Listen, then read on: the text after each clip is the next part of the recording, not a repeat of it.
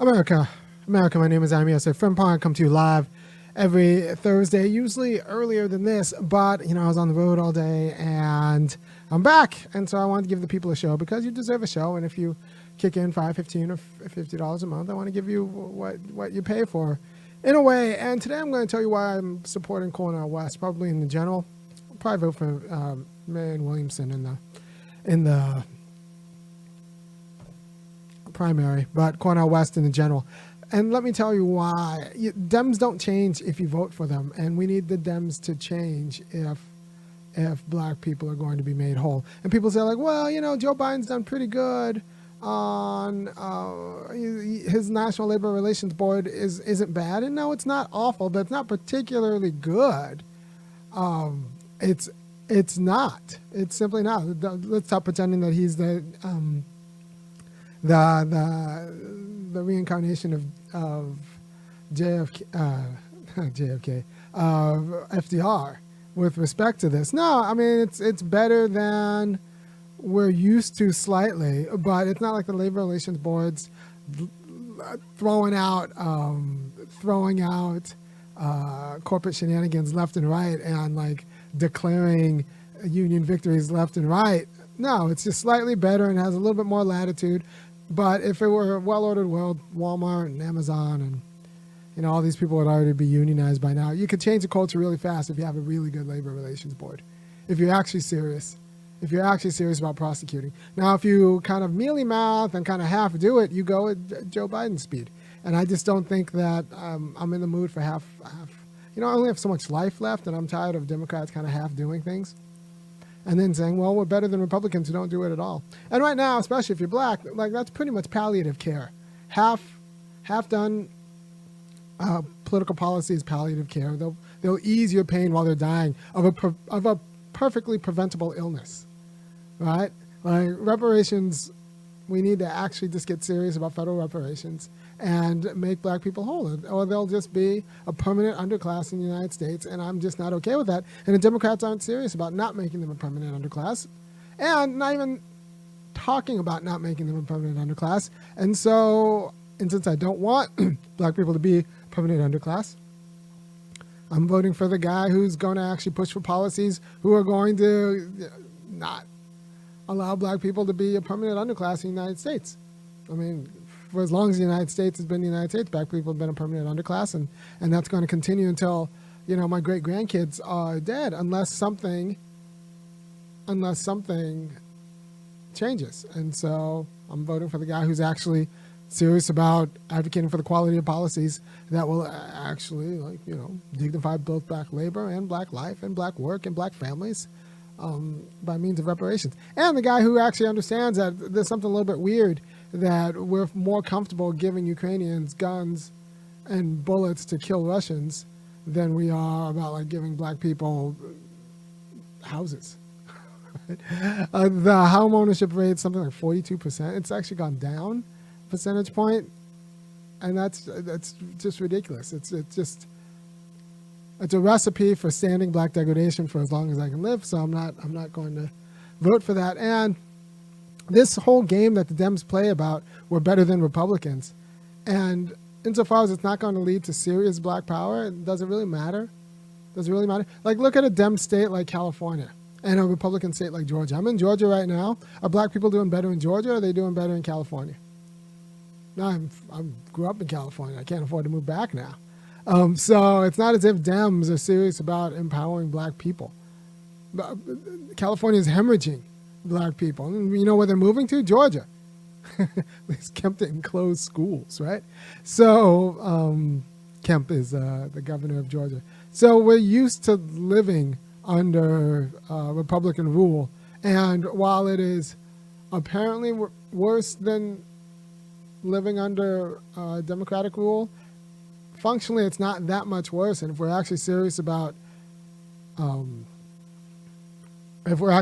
Democrats changing, we need to be okay with not voting for them, because they're not going to change if you keep voting for them. Maybe you sit out, maybe you just vote for the Republicans, but they're not going to change if you keep voting for them. And we have to stop pretending that voting for the Republicans or Republicans winning is the worst thing ever for black people. No, it's not that much worse than Dems kind of being mealy-mouthed for another 50 years, right? So, so Cornel West trying to get us out of Ukraine is serious about reparations and is serious about workers.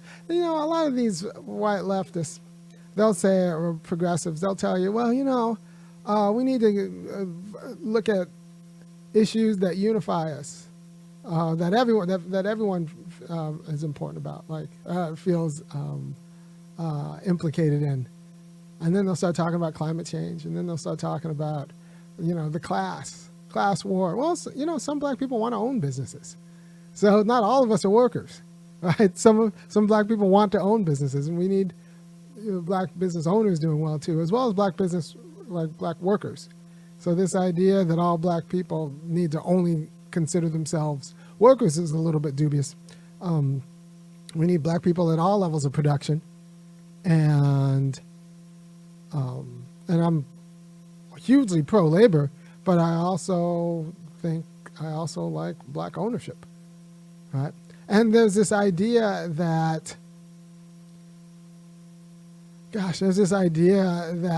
if we all just kind of think about class first politics, that the white people will actually allow black people to have secure industries and social, political, and they'll show power, right? So the idea is that white people will give up in this class imagination, white people will give up the opportunity to marry into the capitalist class, to have their kids get educated into the capitalist class. They'll give up the opportunity of inheriting into the capitalist class. There's a big difference between someone in public housing, black guy in public housing, making $12 an hour and would like that to go up to 17, 18, 19, 25, and someone who is just waiting for Mima or Papa to die or to marry, is making $12 an hour and would like kind of to go up to $17, but mostly just wants to either marry well or wait for some grandparent to die so that they can get like a house or something like that. And they happen to work $12 an hour until, their parents going to buy them a house or they're going to inherit one of the properties, or hope to get hooked up with a guy who's going to avail them with properties. Right? So black poverty and white poverty, black working class existence and white working class existence are two different existences in terms of life opportunities. The black Mackenzie Scott's Jeff Bezos' ex-wife, who's worth $1 zillion now that Bezos got rid of her. There is no black, I was about to say the black Mackenzie Scott doesn't exist, right? And anybody who's aspiring to be the black Mackenzie Scott is confused about how this works and going to end up dying alone, possibly with the cats. She's for the cats. All right, so I am not one of these guys who thinks that you change Democrats by voting for Democrats. That's not the only way you're going to change Democrats. And it'd be one thing if Democrats had a really robust internal process, but they got a guy named Kennedy in the race who can't even get a debate. They're killing the democratic process. So you should feel a little bit dirty voting for a party that's killing the democratic process just because some play for national health care, some bogus play. I think it's a fake play for national health care. And first of all, if you can fight for national health care, if you can have local Democrats fighting for national health care, you can have local Democrats fighting for national reparations. Not state reparations, not local reparations, national reparations. Because, when you add in the fugitive slave law and the black codes and the FHA policy that was national, we have a national problem that needs a national solution.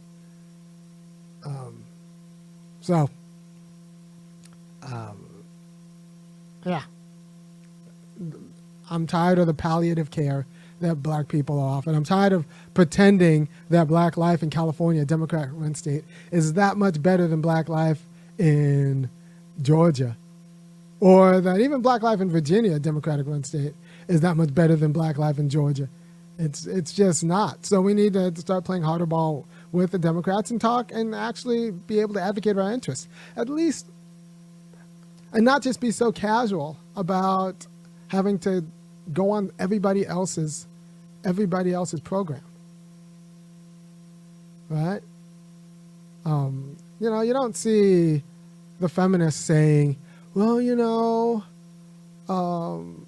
don't see people talking to feminists and saying, well, we would join your pro-abortion cause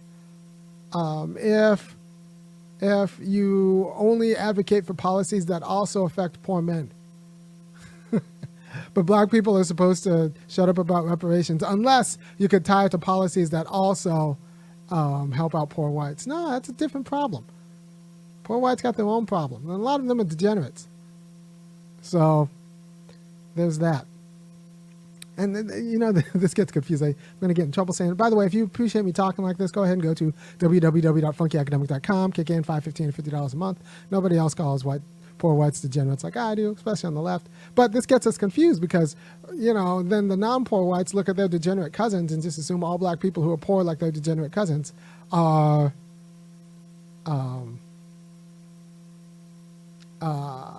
degenerates, when really they're just regular black people who are systematically determined through bad luck. Like things just don't break. Things just don't break as well on a consistent basis. So you can do a lot of things right, and I just have so many black friends who have done a lot of things right, and it's just things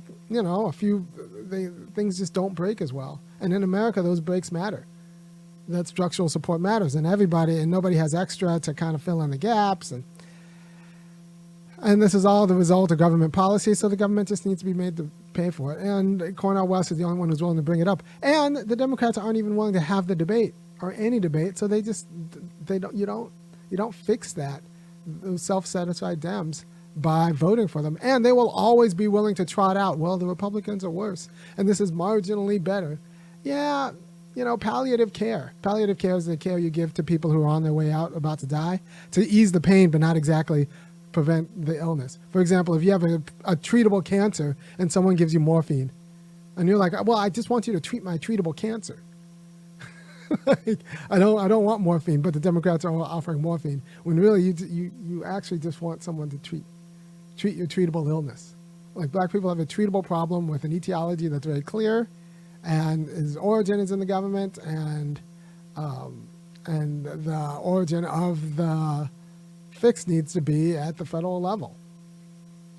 It's not particularly complicated. By the way, if you want a book on this, Margaret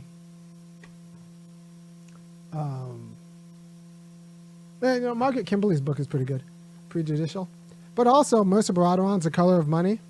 It's a fantastic book. Look, the black institutions, they're not just black finances, black institutions. Families to families, churches, the whole thing. It's just written through with white comfort. Like, it's not. They are not autonomous institutions. They exist at the graces, at the pleasure of the area whites who really fund them, or allow them to be funded. And that is not a recipe for autonomy. No, diffuse resources that will only come through reparations is a recipe for autonomy. And like I said, if the Democrats were actually willing to entertain this debate, or people who are willing to have this debate, we could have a different conversation, and maybe I'd vote for a Democrat in the general. But the Democrats are an undemocratic party, and black people need to educate America. We need to be in a position to educate America, and that's not going to happen with a party that doesn't even believe in primaries. Right? And it's gross that we're giving so many weapons to Ukraine. Like, Russia's not going to allow an American proxy state on their border, and I don't blame them. So we're pretty much licensing the murder of Russians who are defending, what they consider their national sovereignty. And we're not admitting that that's what's going to go on, and it's going to go on forever. Meanwhile, this guy Zelensky comes and just, why don't we just give him a big old printing press for U.S. cash? And I would say we'd give him a gun factory, but it can't be in Ukraine because Russians will just bomb it. They don't have they don't have an economy. There is no Ukraine economy because it's a war zone. Anytime they try to build anything, Russians will bomb it. Right? So we just need to admit that the Ukraine's going to end up, and should end up possibly like Belarus, and that's just how it's going to be. Russia's a real power. We have to recognize them as such, and that is what it is. And let's stop pretending that it's about Ukraine self-determination. There's no Ukraine self-determination. There's barely Ukraine. They've now consolidated the media. They've took away all the private media, so now there's just state media. Zelensky has suspended elections. Let's stop pretending that we're fighting for a democracy in Ukraine. That's untenable. Part of what it is to be a sovereign nation is to be able to defend your borders. Ukraine can't do that, so they're not a sovereign nation. We need to just admit that. It would be the equivalent of Russia, giving guns to Puerto Rican separatists, right? That's just, it's ridiculous and absurd, and we need to admit that we don't get to unilaterally decide the shape of the world.